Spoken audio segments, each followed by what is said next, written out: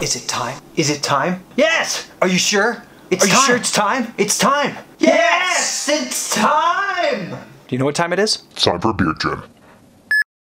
Alright, let me brush this beast up so you can see how wild and unruly it is. Been quite a while since I've given it a trim up. I have a very thin, wispy beard, as you can see if you don't follow my channel. I don't try to brag that I have a good beard. It's okay, it's getting better, as I've mentioned many times, but it's patchy, and I've got to keep it trimmed up so it looks the best it can. I am going to be using my Aberlite neckline guide. It's a tool that most people don't have. It is a hands-free trimmer for my neck, and if you have a big beard, it's tricky to trim that neckline perfectly. It's extremely simple to put together. You just thread it in here. It even comes with instructions. Put it over here, put it over your head like so. Then what you're gonna do is you're going to position it on the top of your head. Looks a little silly, but it works. And it holds this perfectly like this so you can get a good view.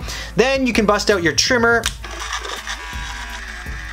And just like that, my neckline is looking much, much more presentable. From the front, you might not notice it, but from the sides, it looks a lot neater and professional. So next up, I'm gonna bust out my little pocket comb. Wide teeth, fine teeth, pocketable, so it's easy to bring along with you. And I'm gonna start with the big side here. Make sure that I get out all the kinks.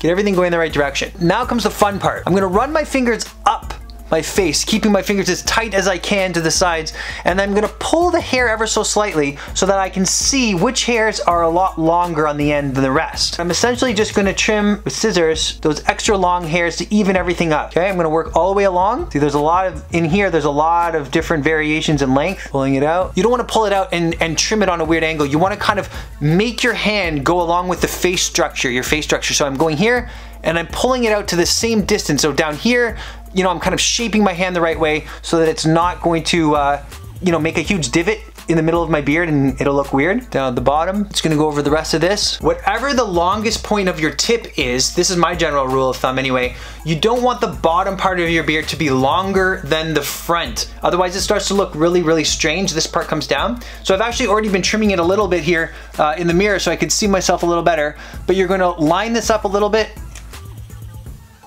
and you're gonna trim underneath, and it's gonna create this more of a rounded look. It's gonna look better. It's not gonna curl up as much, and it's not gonna look strange because this part jets out weirdly or stays tucked in, and this part jets out underneath. So definitely look at it straight on and trim it up this way. All right, now that my beard is looking a lot better, I'm gonna use my trimmer again, and this time I'm just gonna go up and catch up all those little loose hairs. Remember, go with the contour of your face. Bubble it out, don't go sharp at it. Steady hands, cutting in to the jawline. Gonna give it a much more defined, sharper look. Next step is to do your sideburns, and this is obviously personal preference, but I don't like how this part comes out really, really long up here, so I'm going to kind of just drag it down ever so slightly. And next, I'm gonna obviously do my mustache. I'm gonna kind of keep my upper lip straight and trim it. You wanna cut it kind of so it's being rounded, and that's gonna keep those extra long hairs from kind of dipping over top. It's gonna look a lot better. Let me try a side angle so you can see. See how I'm kind of angling it up a little bit? Just takes a little practice and confidence. Tapering it down. Check the sides. Make sure the sides are the same length. Trim off any weird hairs, excess hairs.